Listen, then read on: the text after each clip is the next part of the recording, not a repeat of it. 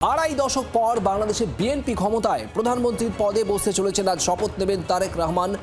আজ জাতীয় সংসদ ভবনের দক্ষিণ প্লাজায় এই শপথ গ্রহণ অনুষ্ঠান হবে। সেখানে তারেক রহমান ছাড়াও অন্যান্য মন্ত্রীরা তারাও শপথ নেবেন।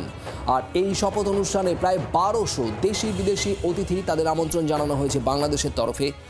আমন্ত্রিত ভারতও, আর ভারতের তরফে শপথে যোগ দিচ্ছেন স্পিকার, লোকসভা স্পিকার ওম বিড়লা। নতুন মন্ত্রিসভার আকার 35 থেকে 37 সদস্যের হতে পারে। তারেকের মন্ত্রিসভায় 26 থেকে 27 জন পূর্ণমন্ত্রী হতে পারেন। বাকিরা প্রতিমন্ত্রী পদে শপথ নেবেন। 9 থেকে 10 জন প্রতিমন্ত্রী হতে পারেন। তারেক রহমানের শপথের পর কোন পথে যায় বাংলাদেশের পরিস্থিতি এবং ভারত বাংলাদেশ সম্পর্ক, তা নিয়ে কৌতূহল। আদৌ কমবে বাংলাদেশে হিন্দু নির্যাতন? উন্নতি হবে ভারত বাংলাদেশ সম্পর্কের? ভারতের সঙ্গে কূটনৈতিক সম্পর্ক নিয়ে তারেক রহমানের কি ভাবনা? আজ প্রধানমন্ত্রী হিসেবে দায়িত্ব নেওয়ার পর, বাংলাদেশের প্রধানমন্ত্রী হিসেবে শপথ নেওয়ার পর তারেক রহমান ঠিক কোন পথে এগোন, সেদিকেই নজর সব মহলের। সরাসরি চলে যাব নিউজ রুমে। রয়েছেন আমাদের প্রতিনিধি মৌমিতা চক্রবর্তী। মৌমিতা, অত্যন্ত গুরুত্বপূর্ণ আজ তারেক রহমানের এই শপথ। একটা নির্বাচিত সরকার এবার আসছে বাংলাদেশের। দীর্ঘ একটা অরাজকতা গত প্রায় 1.5-2 বছর ধরে চলার পর তারেক রহমানের এই শপথের দিকে তাকিয়ে রয়েছে ভারতও। দেখো, যে পরিস্থিতি তৈরি হয়েছিল গত 18 মাসেরও বেশি সময় ধরে, সেই পরিস্থিতির পরিপ্রেক্ষিতে আজকে বলা যেতে পারে বাংলাদেশের রাজনৈতিক পরিস্থিতিতে একটা অন্য পর্যায়ে, অন্য পট পরিবর্তনের একটা সন্ধিক্ষণে দাঁড়িয়ে, যেখানে তারেক রহমান তিনি আজ শপথ নিতে চলেছেন। এই মুহূর্তে তারেক রহমানের কাছে প্রধানমন্ত্রী হিসেবে একাধিক চ্যালেঞ্জ এবং 23 কোটিরও বেশি ঋণের বোঝা রয়েছে এই মুহূর্তে বাংলাদেশের মাথার ওপর। সেই ঋণের বোঝা নিয়েই তারেক রহমানকে তার যাত্রাপথ শুরু করতে হচ্ছে। পাশাপাশি গত এই জুলাই অভ্যুত্থানের পর থেকে বাংলাদেশ বিশ্বের মানচিত্রের দরবারে যে জায়গায় এসে ঠেকেছে, বাংলাদেশ একটা মঙ্গের মুল্লুকে পরিণত হয়েছিল। বাংলাদেশ একটা জঙ্গিদের আস্তানা হিসেবে পরিচিত হয়েছিল, যেখানে লস্করের নেতৃত্বকে প্রকাশ্যে ভারত বিরোধী স্লোগান কার্যক্রমের জন্য একেবারে ওপেন খুল্লা ছাড় দেওয়া হয়েছিল। এই জায়গায় দাঁড়িয়ে বাংলাদেশে সংখ্যালঘু নির্যাতন শিউরে ওঠার মতো ছবি দেখতে পাওয়া গিয়েছিল। সমস্ত পরিপ্রেক্ষিতে তারেক রহমানের সামনে একাধিক চ্যালেঞ্জ রয়েছে। গণতন্ত্র সুপ্রতিষ্ঠিত করা, সংখ্যালঘু নির্যাতন, সেই নির্যাতন বন্ধ করা এবং সব কিছু ছাপিয়ে গিয়ে কূটনৈতিক স্তরে ভারত বাংলাদেশ সম্পর্কের রসায়ন এবং সমীকরণ সেটা আবারও উন্নত করা। কারণ ডক্টর ইউনূসের সৌজন্যে ভারত বাংলাদেশ সম্পর্কের রসায়ন যে ভালো খাতে বয়নি, তার সাক্ষীও রয়েছে গোটা মানচিত্র, গোটা দেশ। এবং বাংলাদেশ এবং ভারতের সঙ্গে যে যোগাযোগ, সেই যোগাযোগ কূটনৈতিক স্তরে একেবারে তলানিতে গিয়ে ঠেকেছিল। সেই জায়গায় দাঁড়িয়ে তারেক রহমান তিনি যদি বিবেচক হন, বুদ্ধিমান হন, দূরদর্শী হন, তবে ভারতের সঙ্গে সম্পর্ক তিনি চেষ্টা করবেন আবারও নতুন করে রিবিল্ড করতে।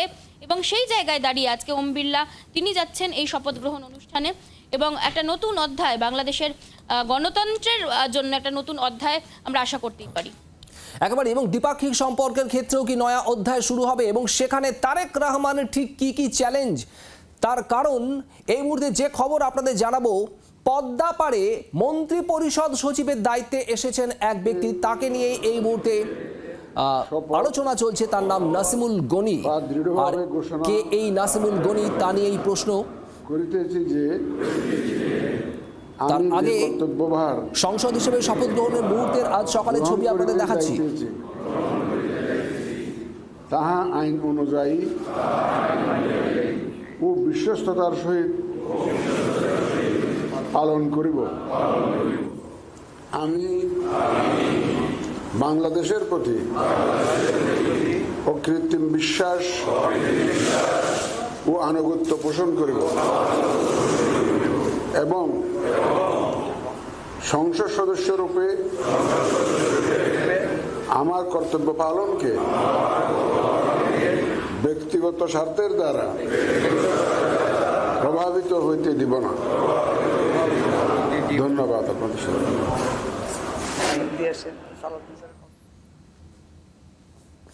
শপথ গ্রহণের ছবি আপনারা দেখছিলেন। সংসদে সাংসদ হিসেবে যে শপথ গ্রহণ, সেই শপথ গ্রহণ পর্ব হয়েছে। আর এবার প্রধানমন্ত্রী পদে শপথ নেবেন আজ বিকেলে। সেই শপথ গ্রহণ অনুষ্ঠানে তারেক রহমান তো শপথ নেবেন, তার পাশাপাশি অন্যান্য মন্ত্রীরাও শপথ নেবেন। এই শপথে উপস্থিত থাকছেন দেশ বিদেশের প্রায় 1200 আমন্ত্রিতরা। থাকছেন এদেশের লোকসভার স্পিকার ওম বিড়লা, তিনি উপস্থিত থাকবেন। আর এখানেই প্রশ্ন নাসিমুল গনিকে নিয়ে, যে খবর আপনাদের আগেই জানাচ্ছিলাম, পদ্মাপাড়ে মন্ত্রী পরিষদ সচিবের দায়িত্ব দেওয়া হয়েছে নাসিমুল গনিকে। কে এই নাসিমুল গনি, যা শুনলে কিন্তু উদ্বেগ বাড়তে পারে। তার কারণ এই নাসিমুল গনি, যিনি আগে বাংলাদেশের স্বরাষ্ট্র মন্ত্রকের সিনিয়র সচিবের দায়িত্বে ছিলেন, তিনি বাংলাদেশে জঙ্গিবাদের প্রধান ফান্ড রাইজার জামাত আনসারুল্লাহ বাংলার টিমের ফান্ড কালেক্টর ছিলেন এই নাসিমুল গনি। মমিতা চক্রবর্তী আমাদের প্রতিনিধি রয়েছেন নিউজরুম থেকে। মমিতা, এই নাসিমুল গনিকেই মন্ত্রী পরিষদের সচিবের দায়িত্ব দেওয়া হলো। দেখো, এই নাসিমুল গনির যদি ব্যাকগ্রাউন্ড, সেই ব্যাকগ্রাউন্ড কিন্তু চমকে দেওয়ার মতো। আনসারুল্লাহ বাংলা, আইসিস এবং মিডল ইস্টের এই সমস্ত যে কার্যকলাপ, জঙ্গিবাদ যেটা আনসারুল্লাহ বাংলা চালায়, তাদের মূল ফান্ড রাইজার কিন্তু ফান্ড কালেক্টর নাসিমুল গনি। সেই নাসিমুল গনিকে দেখতে পাওয়া গিয়েছিল যে তিনি বঙ্গবন্ধুর ছবি একেবারে জুতো দিয়ে পাড়িয়ে দিচ্ছেন, নেমে ভাঙচুর করছেন। এই নাসিমুল গনিকেই কেন এই দায়িত্ব দেওয়া হলো, সেটা কিন্তু অবশ্যই একটা প্রশ্নের এবং সেটা চিন্তারও বটে। এই নাসিমুল গনির জঙ্গি কার্যকলাপের সঙ্গে একেবারে ডিরেক্ট লিঙ্ক, সেই ডিরেক্ট লিঙ্কের কিন্তু ইন্টেল সব দেশের গোয়েন্দা সংস্থার কাছে রয়েছে। সেই নাসিমুল গনিকে একটা গুরুত্বপূর্ণ দায়িত্ব দেওয়া যখন হয়, তখন অবশ্যই সেদিকে যে নজর থাকবে সেটা নতুন করে বলার নয়। একদমই, সঙ্গে থাকো মমিতা। নাসিমুল গনি জামাত এবং আনসারুল্লাহ বাংলার মতো জঙ্গি সংগঠনের ফান্ড কালেক্টর ছিলেন, একাধিক জঙ্গি সংগঠনের ফান্ড রেজার ছিলেন এই নাসিমুল গনি। তাকেই এই মুহূর্তে বাংলাদেশের মন্ত্রী পরিষদের সচিবের দায়িত্ব দেওয়া হয়েছে। মন্ত্রী পরিষদের সচিবের দায়িত্ব এই জঙ্গি সংগঠনের সমর্থনকারী নাসিমুল গনিকে কেন, তা নিয়েই প্রশ্ন, কৌতূহল রয়েছে। নাসিমুল গনি বাংলাদেশের সরকারি কর্মকর্তা, সচিব আমলা, বাংলাদেশের স্বরাষ্ট্র মন্ত্রকের সিনিয়র সচিব হিসেবে দায়িত্ব সামলেছিলেন। এই মুহূর্তে আমাদের সঙ্গে টেলিফোনে রয়েছেন আন্তর্জাতিক সম্পর্ক বিশেষজ্ঞ রাজাগোপাল ধর চক্রবর্তী। রাজাগোপাল বাবু, আজ তারেক রহমান শপথ নিতে চলেছেন। একটা নতুন বাংলাদেশের দিকে তাকিয়ে রয়েছে সব মহল, কিন্তু তারই মধ্যে কোথাও একটা উদ্বেগের ছোঁয়াও রয়ে যাচ্ছে এই নাসিমুল গনিকে নিয়ে, যিনি মন্ত্রী পরিষদের সচিবের দায়িত্ব পেয়েছেন একেবারে গতকাল। বাংলাদেশের জঙ্গিবাদের প্রধান ফান্ড রাইজার এই নাসিমুল গনি, কি বলবেন? না দেখুন, বাংলাদেশে যারা ইলেকশনে জিতেছে, এমনকি তারেকের বিরুদ্ধেও প্রচুর কেস ছিল। 25শে ডিসেম্বরে উনি যখন দেশে ফিরলেন তখনই অনেক কেস তুলে দেওয়া হয়, তার আগে কিছুদিন আগে থেকেই তুলে দেওয়া হয়। সুতরাং বাংলাদেশে এ ধরনের অভিযোগ বহু লোকের বিরুদ্ধেই আছে, এবং সেটা হয়তো কিছুদিনের মধ্যে দেখবেন সব উঠে গেছে। এই নিয়ে তো খুব একটা চিন্তা বাংলাদেশের মানুষ করে না। সে দেশের বিচার ব্যবস্থা এমনই, সেটা তো আমরা বুঝতে পারছি সে দেশের। সুতরাং এইটা যে খুব একটা যে বাংলাদেশের যে যারা ক্ষমতায় এসেছে তাদের সম্বন্ধে বিরূপ ধারণা করছে তা নয়। প্রচুর লোকজন আছেন তাদের এই ধরনের এতেই পরিচিতি, তাদের সংখ্যাগরিষ্ঠতা আছে। আমার ধারণা যে এরা 5 বছর চালানোর মতন জায়গায় রয়েছে, ওইটাই হচ্ছে একমাত্র জায়গা। এটা নিয়ে ওদের এই সমস্ত অভিযোগগুলো খুব একটা মনে হয় বড় হয়ে দাঁড়াবে না, কেননা বিরোধী এখনো খুব ছোট। যদিও তারা পথে ঘাটে নামতে, জামাত পথে ঘাটে নামতে অভ্যস্ত, তারা এটাকে কিভাবে দেখবে সেটাই আগামী দিনে দেখা। অনেক ধন্যবাদ।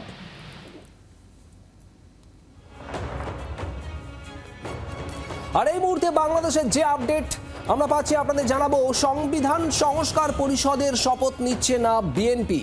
সাব জানিয়ে দিলেন স্থায়ী কমিটির সদস্য সালাউদ্দিন আহমেদ। সংবিধানের বাইরে গিয়ে সংবিধান পরিষদ গঠন হয়েছে, এই ধরনের কোনো পরিষদ গঠনে প্রস্তুত নয় বিএনপি। আর বিএনপির এই ঘোষণার পর শপথ বয়কটের চিন্তাভাবনা জামাতের। মমিতা চক্রবর্তী আমাদের প্রতিনিধি রয়েছেন। মমিতা, এই সংবিধান সংস্কার পরিষদের শপথ নেবে না বিএনপি, ঠিক কি বক্তব্য তাদের? দেখো, স্পষ্ট ভাষায় সালাউদ্দিন আহমেদ, বিএনপি স্থায়ী কমিটির সদস্য, তিনি জানিয়ে দিয়েছেন যে নীল ফর্মে সংবিধান সংস্কার পরিষদের সই করতে বলা হয়েছিল, শপথ নিতে বলার জন্য যে সই করতে বলা হয়েছিল, সেই সিদ্ধান্ত তারা নিয়েছেন যে তারা সেই সংবিধান সংস্কার পরিষদের যে শপথ অনুষ্ঠান তাতে তারা এগোচ্ছেন না, কারণ তারা মনেই করছেন না এটা সংবিধান স্বীকৃত। এই শপথ যদি নিতে হয় তবে সেক্ষেত্রে নতুন করে সংবিধান আনতে হবে, নতুন করে আইন মোতায়েন করতে হবে। তাই এখন যখন বিএনপি যখন ক্ষমতা এসছে, তারা নির্দিষ্ট ভোটের মাধ্যমে নির্বাচিত একটি সরকার, তারা এমন কোনো বেআইনি পথে হাঁটবে না। নিঃসন্দেহে এটা খুব তাৎপর্যপূর্ণ এবং স্ট্র্যাটেজিক অবস্থান, বলিষ্ঠ সিদ্ধান্ত বিএনপির তরফ থেকে, যেখানে বিএনপি শপথ নেওয়ার দিনই বুঝিয়ে দিল ডক্টর ইউনূস তিনি সংবিধানকে বুড়ো আঙুল দেখিয়ে, বাংলাদেশের গণতন্ত্রকে বুড়ো আঙুল দেখিয়ে যা যা করতে চেয়েছিলেন তা বিএনপি একেবারেই মানবে না। এবং তার বলা যেতে পারে প্রথম ধাপ এই সংবিধান সংস্কার পরিষদের সই না করা, তা অগ্রাহ্য করা। এবং এই ঘটনার পরিপ্রেক্ষিতে জামাত সূত্রে আমরা যেটা খবর পাচ্ছি, জামায়াতের তরফ থেকে সিদ্ধান্ত নেওয়া হয়েছে তারা শপথ গ্রহণ অনুষ্ঠানে অংশই নেবেন না। সঙ্গে থাকো মমিতা। তার মানে জামায়াত যদি শপথে না থাকে, আজ মন্ত্রিপরিষদে যে শপথ গ্রহণ অনুষ্ঠান, প্রধানমন্ত্রী হিসেবে তারেক রহমানের শপথ গ্রহণ, তাতে যদি উপস্থিত না থাকে, তার মানে নতুন সরকারের একেবারে পথ চলার শুরুর দিন থেকেই উদ্বেগের শুরু। সংবিধান সংস্কার পরিষদের শপথ নিচ্ছে না বিএনপি, তাদের তরফে একেবারে স্পষ্ট জানিয়ে দেওয়া হয়েছে। স্থায়ী কমিটির সদস্য বিএনপির সালাউদ্দিন আহমেদ তিনি একথা জানিয়েছেন এবং তাদের বক্তব্য, এই যে সংবিধান সংস্কার পরিষদ, তা সংবিধানের বাইরে গিয়ে গঠন করা হয়েছে, এই ধরনের কোনো পরিষদ গঠনে প্রস্তুত নয় বিএনপি, এটাই তাদের বক্তব্য। বিএনপির এই ঘোষণার পরই আজ শপথ অনুষ্ঠান বয়কটের চিন্তাভাবনা জামাতের। যে শপথ অনুষ্ঠান আজ বিকেলে হওয়ার কথা, প্রধানমন্ত্রী হিসেবে শপথ নেবেন তারেক রহমান, মন্ত্রিসভার অন্যান্য সদস্যরা 30 থেকে 35 জন মন্ত্রী তারাও শপথ নেবেন, নতুন সরকার গঠন হবে এবং দেশ বিদেশের অন্তত 1200 অতিথি আজ আমন্ত্রিত।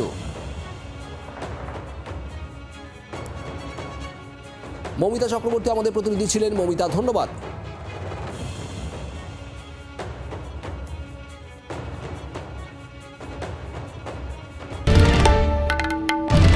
বাংলার আওয়াজ, বাঙালির আবেগ, জি 24 ঘন্টা।